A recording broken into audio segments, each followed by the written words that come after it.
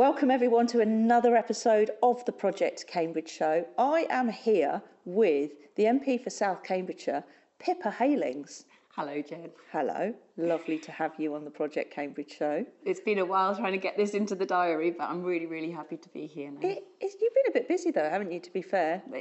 It has been a busy time, but it's absolutely amazing to be, in Parliament, in one of the most volatile periods, I think, for a long time. So, yeah, speaking up for my people.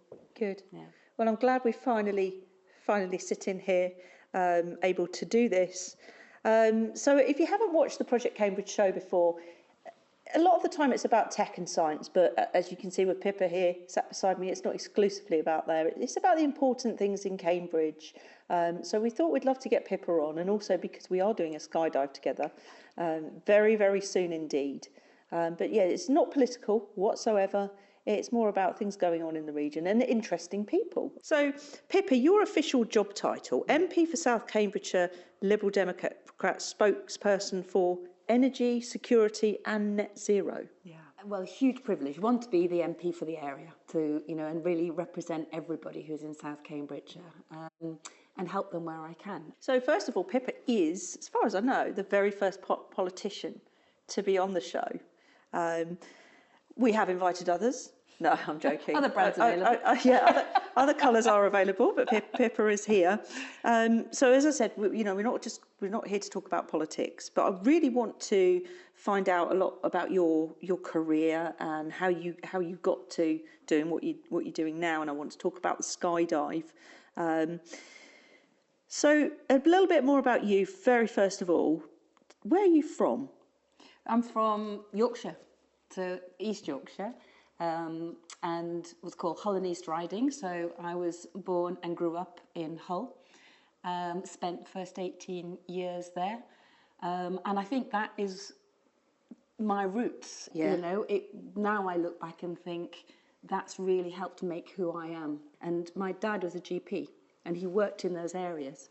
And I was young, but he was a bit unconventional. And he would, as a very little young girl, and I would carry his bag, his medical bag, and that's when GPs would do lots of home visits. Yes, I remember. Yeah, so he was like so we would go out all, when I was on holiday, he would just take me with him.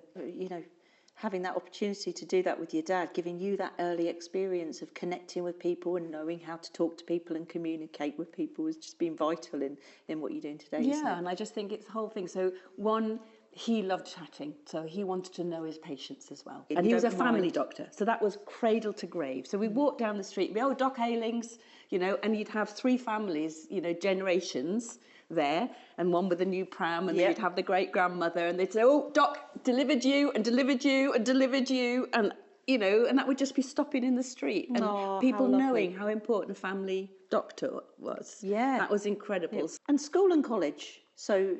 where did you go to school and college, and what was that like for you? What was your favourite subjects, that kind of thing?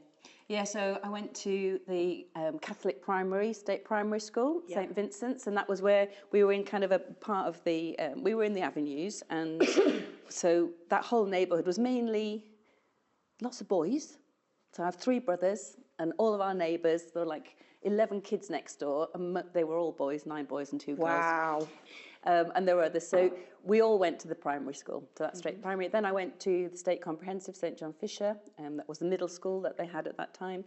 And my favourite stuff was English and writing, and I absolutely love reading and writing, so that was brilliant. And playing football in the 10-foot with the kids. Did you? Yeah. But I was very much a tomboy, and so they were all lads, and so I was the only girl, and I was just like, That was the way I got to play football, was alongside them, because there weren't the opportunities for girls to play football. Absolutely not, no. Back in the day, so you just had to be a tomboy, and you got accepted, and you didn't get accepted. I was sent to a girls' school.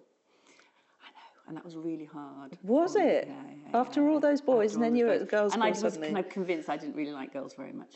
Yes, so I just felt, I think I did very strongly feel how disadvantaged girls were, and I was really like, if my brothers can do this, why can't I? Why can't I have the same rights? Why can't I can do stuff as well as you. But I think I hadn't grown up amongst girls in terms of what girls were talking about it was a bit of an alien atmosphere to me, so I hadn't grown up in that.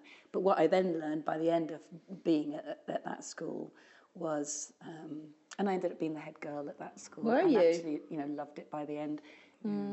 You went to university in Nottingham, didn't you? I went to see Nottingham. I saw their drama department. I absolutely loved it because it was real cutting edge stuff in terms of their drama and theatre. So I decided I was going to go to Nottingham, and it was the right choice. I loved it. You loved it. Yeah.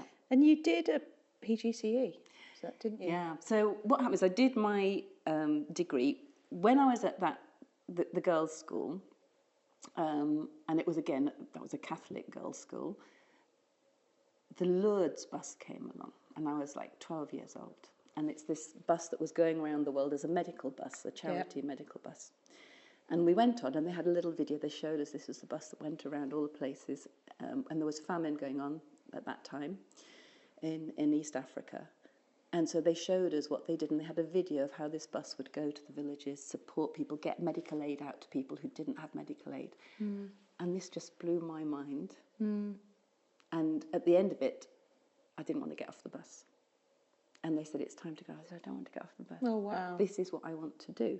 And that, and it was linking to what my dad had done. It was linking to justice. It was linking to people get access to things they should have done. But it was also international. And that was always in my head. This was something I wanted to do. So I was at Nottingham, and I immediately went to VSO, which is the voluntary services, at the end of my degree. And so I said, great. I want to do this. I want to work internationally on issues of development, international development, whatever I can do to help. And it was great. And everybody had always said, you'll be a teacher. I was going, no, I'm not going to be a teacher. I wanted to be a war journalist, to work internationally, international development. So I said, so I decided to, at Nottingham University, they have the PGCE course, which also had a very cutting-edge theatre, English and theatre course I found out about. So I said, okay, I'll do that PGCE. And when I then became a teacher of drama and English, this is what I loved. And I think it's that ability to give people a voice. And that PGCE was absolutely fantastic. And then I went on to a community college. We've got plenty of community colleges here in Cambridge, Cambridgeshire. So I trained in the community college approach and worked in Derby in 𝗁𝗵𝗀 Community College, and I was given the head of drama and an English position. Wow. I'd done my placement there with them, and they were just amazing. So I got to work there in Derby and taught for just over 3 years. Okay. And then after you I went back to VSO. You went back to VSO, and then somewhere along the line there, you ended up in South Africa, didn't you? So what I did, I went back to VSO, and I said, now I've done this. This is my teaching. This is what I've done in teaching, and I've managed the department, done this. And they said, where do you want to go? Wow. So it was very different. You've now got some skills. You've now got experience. You've now got something that can be offered. Yeah. And that was in teacher training. Okay. And what they also taught me was what we don't do internationally. VSO is really serious. What you do is train up for local teachers and local departments of education and ministries to build up their capacity. So you're not just substituting and filling in where a system isn't working because it's not paying people enough or it's not putting them in the right places. So I was offered initially Bhutan, and they said, where do you want to go? I said Bhutan because I love mountain climbing, and this was a place you couldn't get into unless you were a volunteer. So initially I got Bhutan, but then Bhutan changed and said they would only allow primary school, and I was secondary school volunteers. Yep. So then I had to go back, and they said where, and the amazing job was in Zanzibar in East Africa. Oh wow, absolutely beautiful place. Absolutely beautiful place. So I stayed with them 4 years, and from there, I moved from being in the classroom. I did community work there with the fishing communities, and then did my master's in environmental education, which was being offered in South Africa. I didn't want to leave Zanzibar. I was being employed by the government of Zanzibar at that time. And when the government of Zanzibar was just starting up its new Department of Environment, they saw the work I was doing, and they said, would you like to apply for this job, which was leading up their environmental action programme. And so that's where it flipped into more environmental.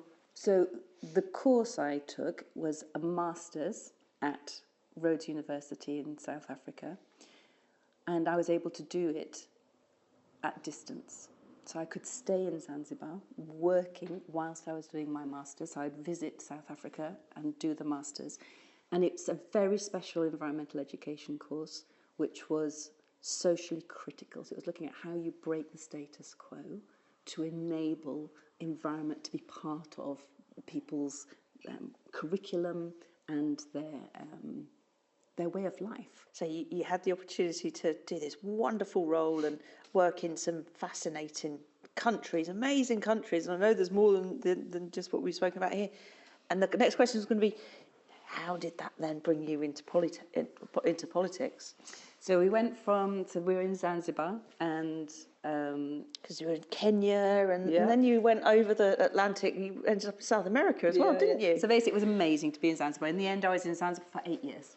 So that was absolutely amazing. That then led me on to a role in the wider East Africa. So that was Kenya and Tanzania and Uganda, where I was working for African Wildlife Foundation. Then about how do you empower communities? How do you use environmental education action? Then I met my husband, who was working in Kenya at that time, and I said, I'm going to be in East Africa for as long as I can think, unless, and we were together, or we were getting married, and I said, unless, which is your dream, which is the Galapagos Islands. And then he turned around and said, well, now you mention it, I've got a job offer in Galapagos. And this was his dream. It was his dream to be the director of the Charles Darwin Research Station in the Galapagos Islands. Amazing. And he got the job. So you then went off to the Galapagos Islands? So we went off to South America, to the Galapagos Islands. I was thinking, so I was going there with a baby in arms to the Galapagos Islands, thinking, what do I do? I'd then done it in a way with the communities, kind of being a facilitator with local communities, and taught government officials to be facilitators, not regulators only and rule makers. So when we got to the Galapagos Islands, I was thinking, what will I do? That's his job, but what will I do? And I've got to learn the language first of all. And I thought, well, I could be a facilitator here and talk to them about my views of how we could bring everybody around the table on this. And that's what I then did. And I got training in conflict management, not just facilitating, but how you manage conflicts. So I got some training in that, and I then became the facilitator for the creation of the Galapagos Marine Reserve. So it took us 4 years. And we set up a way of how communities were part of the decision maker in the new structure. So I did another, we were there for 6 years, and another 2 years managing that. After that, then we left Galapagos, and we were on the mainland in Ecuador, in South America, and I was able to go to Turkey, to Cuba, to Central America, working on these things, how you bring in the laws that enable communities to have the rights and how you do conflict management. But there was one organisation based in Ecuador that had come to help us in Galapagos on the conflict training, and I thought, I want to work there. And what was that? And it's called Fundación Futuro Latinoamericano. Pardon? Can we say that again? It's Latin American Future. So this is Latin Americans, not international aid, but Latin Americans forging their own future, but through dialogue and through conflict transformation, getting to the structural power issues of conflict, not just managing a conflict, but getting right down there to make sure that you deal with power asymmetries, structural issues, and transform conflict. Transform the powers of indigenous people. The Spanish, I'm very impressed, an accent there. So you obviously, you did very well. So I learned with a fisherman. So actually, so probably quite so I had lots of very choice phrases that I brought in initially, and people saying, your Spanish is good, but you can't use that. You shouldn't be saying that in public.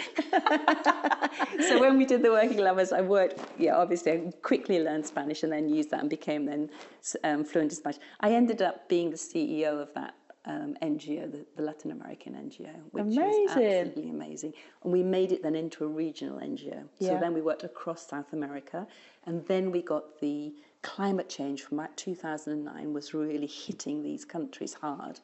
And it was the first UK big climate programme. So my NGO, we bid for that, and we got the South American, Central American, Caribbean programme for the UK's programme on climate change. And I was the regional director for that. So that led me to understand in the Caribbean, work with them in Central America and 9 countries in South America, the devastation caused by climate change. Yeah. We've given decades of international aid to the Caribbean, and it worked. It was helping them out of poverty. They were doing so well. Slammed back into recurrent economic recession because the crops, year after year after year, were hammered by storms. So I saw economies that were coming out,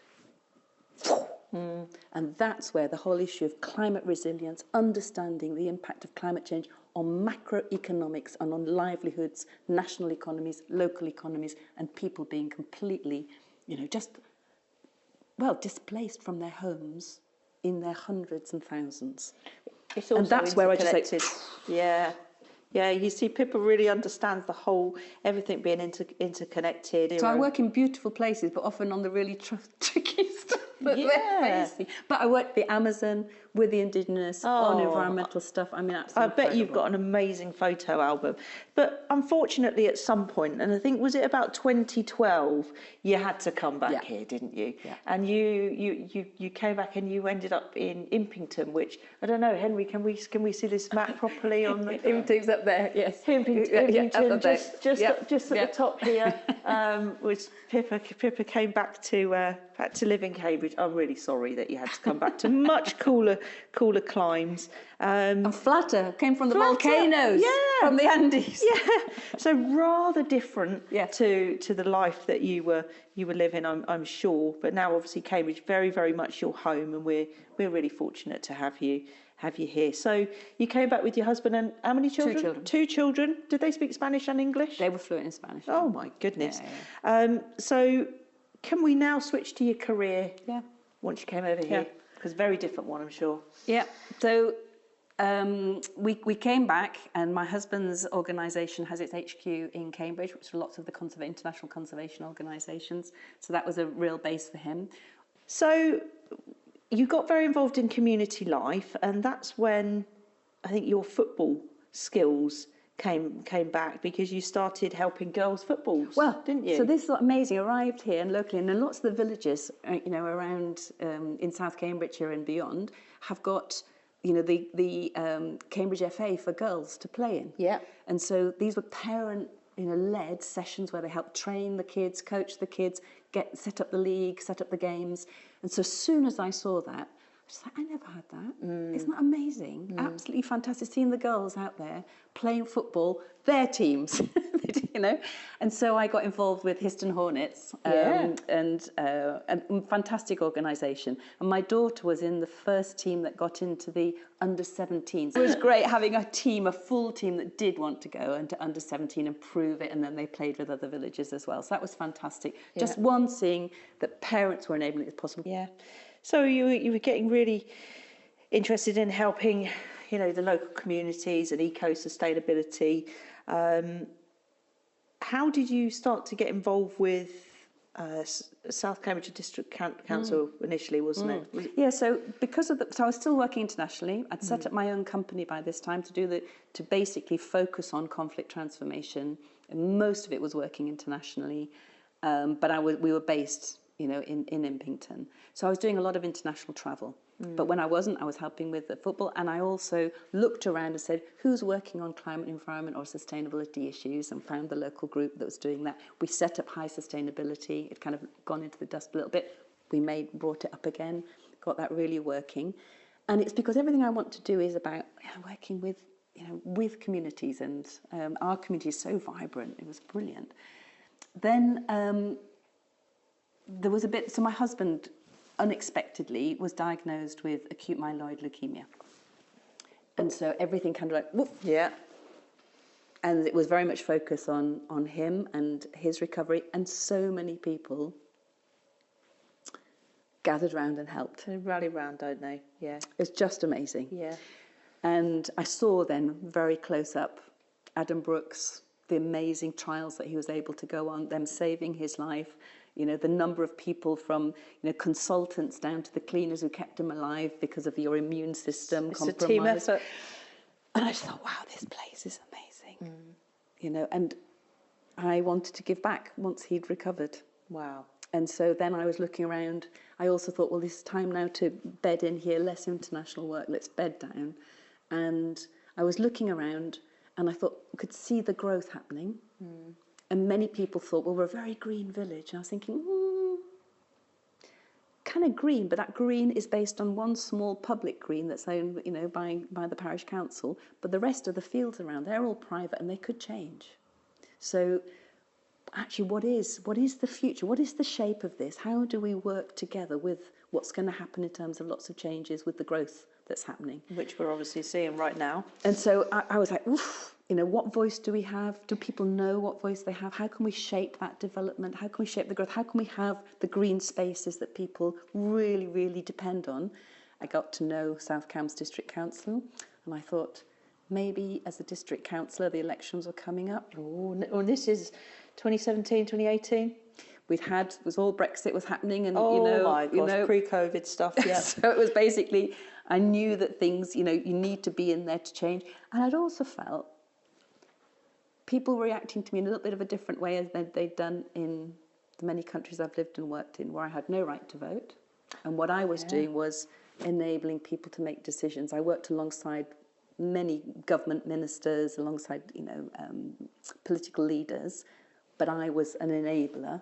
There's so much girl power here. But I was an enabler. I was kind of like enable. And then suddenly here it was like, it's your place. Yeah. It's your voice.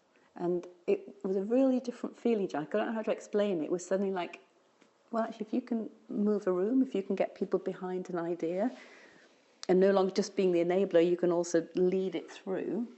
That was a real change in me. I'd never, ever thought about standing politically, ever. And then I stood and was just amazingly got elected. And then once in the district council created the Climate and Environment Committee, which hadn't existed, got to be the chair of planning, to understand planning so that we could know how to improve planning. And it was just, wow, this is amazing. What an opportunity. And to speak up for people from the village. Yeah. So it was this, you know, locally at that point, but obviously now we're talking. Well, still believe local government is transformational. Yeah, it has to be. It is, and so this is very, well, it won't be party politics, but, you know, environmentalism, community empowerment and localism, bringing the decision-making down to the level where people really understand it, know best, and can work, you know, look after their own places, that is core to who I am. And I realised that I found a place politically that believed absolutely in that as well. Amazing. So you got elected, and you look after a very, very big constituency, don't you? Which is sitting right behind us. I don't know, Henry, whether you can zoom in. Henry's our wonderful cameraman today. This is pretty big. So if you think about it, if you think about a big ring around Cambridge City. So you've got Cambridge here. So Cambridge is in the centre, and we are basically to the south, this southern part underneath Cambridge City. And everything in a way that comes south of the A14, except for this little bit up here, which is we've got with Fendon and 𝗔𝗹𝘀cie. Then everything kind of a bit south of the A14, and we go out towards Royston and Hart. So we go Melbourne, Bassingbourne, 𝗔𝗹𝘀cie, you know, out that way. And then if we go to the east, what we've got is Suffolk, you know, to that end. And Haverhill over here. So 𝗲𝗀𝘀ème is kind of the furthest out east towards before we go over to Haverhill. And then this way down, Foxton, Duxford, as we're going down towards Saffron Walden. So it's a huge... It's vast. Huge constituency. It's lovely, beautiful, the most beautiful constituency. It's vast, and it's not like your colleagues that looks after, it's Cheney, isn't it, that looks after Cambridge City, which you've got this little area here, just for comparison. Very dense though, isn't it? Very dense, lots of people, Cambridge City, and then all of this, this young lady looks after. So you're pretty busy, is that right? Yeah, you must be pretty busy. MPs are busy. very, very busy. It's a lot of geography going on there. So campaigns, a lot going on. It's not just all about green spaces and things. You have so much to look after. Can you tell us about some of your recent campaigns, the most kind of interesting ones that everyone's going to relate to? Yeah, so I think 3 top campaigns for me, and that's been since I campaigned to be elected and now elected. And the first one is about health. And so I look back and it's like, really, what voice has there been here for people in terms of speaking up for the health? So of health issues, and that's access to GPs. Yeah. So what we're seeing is this area, in a way, was very semi-rural. It still is, in the villages and farmland, is now home to Europe's largest biomedical centre, so Yes. Addenbrooke. All of that is in my constituency. And then we have these large research campuses as well, which are world-leading, absolutely incredible. But that's come with a lot of growth. So when it's about people feeling and letting me know that they can't easily get access to their GPs, we know that in A&E, it was built for a quarter of the population it serves, that A&E at Addenbrooke. Explains the waiting times then, doesn't it? Waiting times, corridor care, they do their best, but they do. But so many people write to me with the issues that they've had, and it's overstretched. And also I'm working with Addenbrooke on their acute strategy, so a new A&E hospital is absolutely critical. We can't have the growth of amazing life sciences if we've got a crumbling A&E system that doesn't... It's not sustainable. It's not sustainable. In the slightest. So those are my big health campaigns. So it's really making sure that people know that I'm speaking up for something which is so critical to their lives.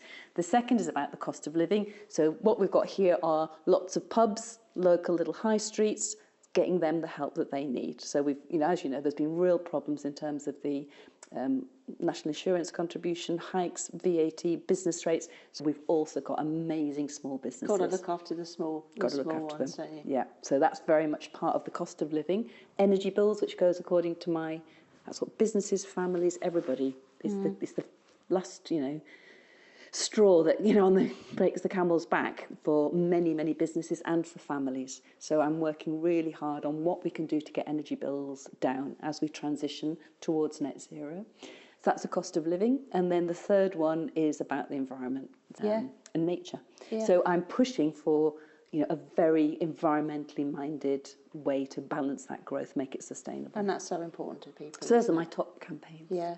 So I got to meet you, and we're going back to early October last year, I think, with the Arthur Rank, the funding. They lost annually £829,000 annually, and you may have seen the episode. Fantastic episode with Sharon Allen, the CEO at Arthur Rank.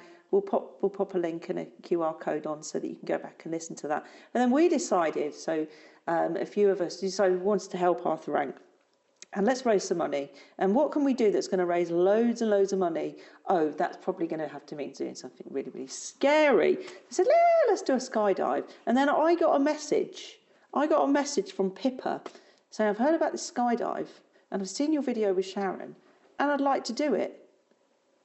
Are you mad? Nobody else had actually come to me and said, I want to do your skydive. I had to go and ask the 17, 18 people that are doing it with us. But this lady actually put herself forward. Why did you do that? I did it, because as I told you, sort of health campaign is one of my key campaigns here, and we had just built on the Arthur Rank's campaign to do a petition. And a petition that got to 15,000 signatures. Yeah. And we went along with people who have either been through Arthur Rank care and continuing that, or have family of loved ones who died there. And we went to number 10 and handed that petition in. And I realised just how critical the Arthur Rank Hospice care is, and wanted to do as much as possible. So we've pushed on the political side, and I've continued to meet with ministers about long-term funding. But meanwhile, we need to raise the funds now. So I was already thinking, how do I help raise funds? And I saw your announcement on the podcast, which I thought, this is brilliant. And I thought, skydiving truly terrifies me. And if I'm going to do anything to raise funds, it has to be something that is big and that even challenges me. So that's why I got through to you thinking, will you allow me to join you? And this amazing group of women that are doing this incredible dive. And this is it's such an important place. You must listen back or look back at the episode. As I said, put the links on there. Now, great news in the last few months for that funding that for this next calendar year. So basically from April onwards, they have managed to secure some funding. However, it's not just 1 year we're talking about. It is for the foreseeable future, and the costs are only going to go up and up. So it's still work in progress, isn't it? And it's a reprieve. It's a reprieve. So basically, I can't imagine what it must have been like for Sharon and for all of the Arthur Rank Hospice to consider almost a cliff edge that they were facing. So they'd already had the national insurance hike hit, which was about £270,000 that they suddenly had to find. They're already raising huge amounts of money. They suddenly had to find that, and now this on top of that. So it was a double whammy, just within months. So it is a reprieve, and it's a fantastically generous reprieve. It's not just raising money in the short term, it's this whole issue. And that's why we've got some really, really cool key people that are going to jump with us on Sunday, the 12th of April. So we've got yourself and your colleague who... Got Cheney, who's also so she's as a woman looking at getting into politics at a national level as well. Yeah. And so she's jumping. Ceney, so she's a prospective parliamentary candidate for Cambridge. Yeah, Cheney's, I'd like to say she's looking forward to it. So we've got Pippa and Cheney.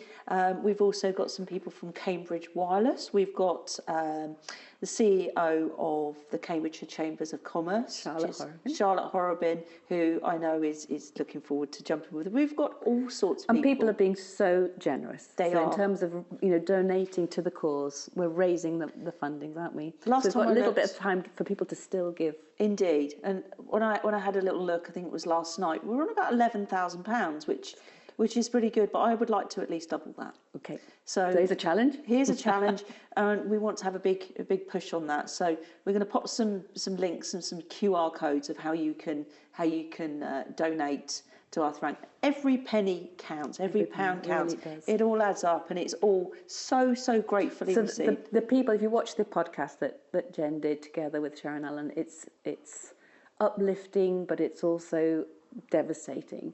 So I think, knowing of the number of people that have written to me that I've met and that I've seen at Arthur Rank Hospice, whose lives literally have been changed because of the way their dying days have been cared for and affected by the time that they've had at the Arthur Rank Hospice, and those who worry that they won't have that option because of these funding cuts and the problems with funding going forward. And everybody should have that right to that quality, compassionate, bespoke care that Arthur Rank Hospice offers. Yeah.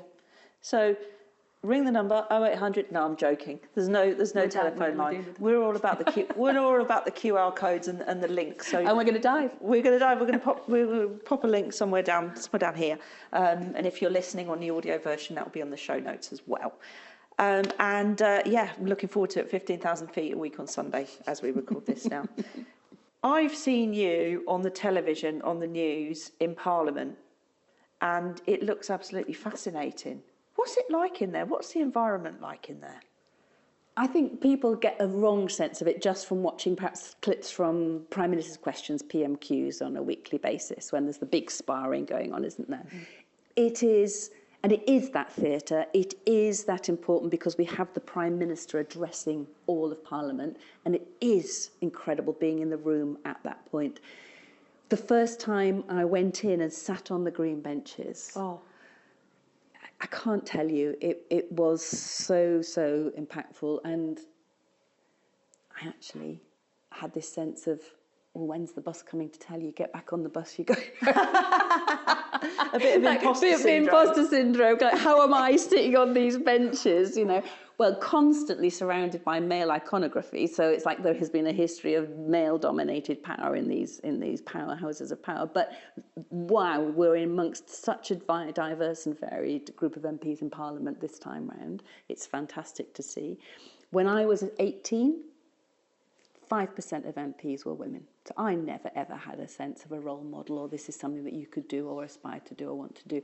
Whereas now we're 42%. We've got to get closer to 50%. So it'd be great to reach that.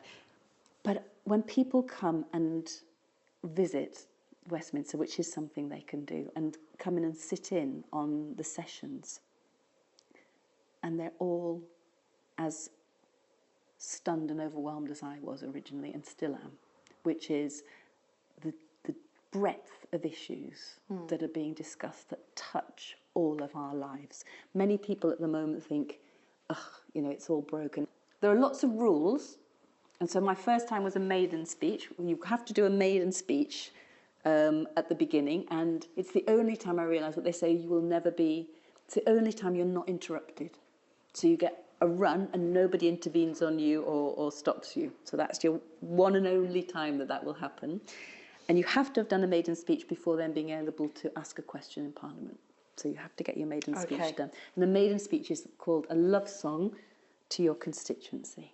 Wow. So it's a wonderful, wonderful opportunity to talk about why you're there, why you're standing there, and what your constituency is to you, and why it's one of the best constituencies, obviously. So that's your maiden speech. But what I didn't realise is that you're not allowed to clap. Oh. So you can make noise. I would be clapping just cheekily. I would be clapping. So, and after I'd done my maiden speech, and I was like, phew, and finally sat down, and my family were up in the gallery and come along to see me. And then I heard somebody say about how Ed Davey had been Secretary of State when we got the first wind farms signed in. And I went, yes, because I was so relieved and excited, and I was just finally it was being recognised. And then you got pushed out. Oh, the doorkeeper comes, everyone rounds me, and then somebody sort of came over and said, you're not allowed to clap. And I just felt like a little kid, like again, oh, what am I doing here? It was so embarrassing. And my brother was watching me from up there as well. The next one, more recently, was I presented a private member's bill on chalk streams and our rivers and streams. And so I got the chance to present a piece of legislation. I'm not in government, so it's very hard to get that opportunity to present a bill. And I was able to present it on our chalk streams, a world universally important and world famous. And this is all, if you don't know anything about chalk streams, I'm quite proud because I do understand. It's all about water, isn't it? And how the chalk absorbs the water. And we've got quite a few chalk streams over in Cherry Hinton. Yeah, they come across the whole. Cherry Hinton's part of my constituency, as is Queen Edith's part of City and mine. And we have got, I called it in my maiden speech, the blue veins running through and connecting all of Cambridgeshire. So this was a bill for all chalk streams throughout England. We've got 80% of the world's chalk streams in England. Have we really? So we've got to look after them, haven't we? For the world, we've got to look after them. So they are universally unique and important, and we've got 80% of them. So my bill was that they become UNESCO Natural World Heritage Site. So as I did that, just as I sat in the chamber 10 minutes ahead of presenting my bill, I got this letter in an envelope from the chair, which is the Speaker, with the authority of the chair in which they hold. And it said, your shoes. No, what were you wearing? Because I've got my... Was she wearing I'm not allowed to wear those. Nike Air Max. So I was wearing a pair of very comfortable white with a suit. I was wearing a pair of white, and they are shoes, but they look a bit like trainers, and they've got laces. Ah, you were wearing trainers. So it's a balance, isn't it, between trainers or shoes? Come on, So the chair was, the standing orders are very clear. You can't wear things like trainers or whatever. Now, the thing was, I'd been out that morning filming with Channel 4, ITV, BBC for my bill. So you were on your feet. You needed to. Well, and it had to be comfortable, but I'd also gone out in a little bit of mud and things like that on my shoes, on the sides of them, and I'd noticed, so I'd changed my shoes. But they'd seen them first earlier in the day. I changed my shoes into white shoes I'd bought that are also comfortable but have a little gold buckle on them. So I'd gone out, changed my shoes when I realised they had mud on them, put these other ones in. So the Speaker had seen me earlier in the day with those other shoes and thought I still had them on. And the letter says, you can't. So can you imagine, my whole brain was thinking of my speech, how do I do my speech? And actually I was so annoyed That messed with it. That messed with it. And actually, what I could say is, when you look across at all the men's shoes, they might be black or brown, but they're shoddy shoes. Oh, I'm clapping. They are shoddy shoes, and they don't have to wear heels. Yeah. So I was like, actually, as a woman, it's kind of one of the things that I want to get. It's like, we should be able to wear comfortable shoes. If you're wearing a suit, wear comfortable flat shoes, you know, and not have to buy something. Anyway, luckily, the doorkeeper handed me the envelope, and again, it was one of those deep shame moments of, and then I looked at my shoes, and I thought, well, I've changed them. Pointed to the doorkeeper, and he went, well, they're not trainers at all. I said, so you're okay. but then I had to watch him take the note round to the speaker, and I was watching, and I thought, are they going to think I'm doubling down and refusing and like arguing the toss? All the time, I should have been thinking about my bloody bill. So I don't think it's fair. I still think it's not kind of fair enough for women, certain things. But it's not a hill I'm going to die on. Well, enough of your female or male constituents to write to you, then she's got to bring it. She's got to bring it to Parliament. Let's all write to Pippa about the shoe situation. I might actually do it. Pippa, it's been absolutely fantastic talking to you again. Such an interesting career and life that you've Well, had. the thing I'd just like to say is, you can see I've had a squiggly career. Yeah. I didn't think I'd go into politics. Yeah. It was never in the game plan. And so anybody thinking about it, it's about what I call the little p. If you've ever thought that something isn't right, isn't fair, or you'd like to stand up for somebody who isn't being treated right, that is politics with a little p. And it begins there. And so many people, we need life skills, we need lived experience in Parliament, from business, from all sectors of society. We need that to be represented so that the laws are being made right. Yeah, it's fascinating, and I've learned so much just from this chat with you about how it all works. But listen, thank you so much for coming on to the show, and I know it's a very, very busy time for you. I will see you at 15,000 feet in the sky on the 12th of April. Maybe we can have a little drink afterwards. Might need a drink before, actually, come to think of it.